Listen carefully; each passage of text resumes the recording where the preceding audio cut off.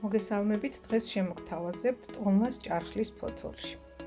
მე ჩემს ბოსტანში მოვკრიფე ჭარხლის ფოთოლი, მოვაჭერე ღეროები.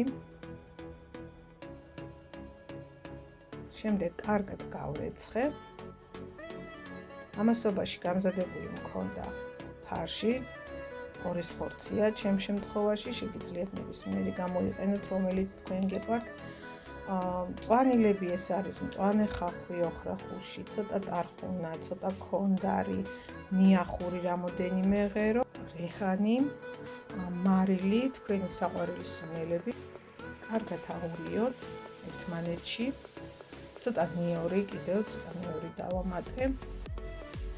და შემდეგ გავამზადებთ ქვავს, ჩავფენთ ძირში რამოდენიმე ფოთოლს, ჭარხლის ფოთოლს და აი ასე შევახვევთ პატარა ტოლმებს.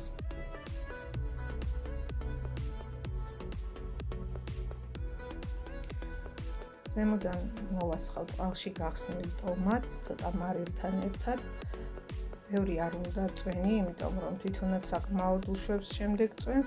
ზემოდან თეფშს დავადებთ.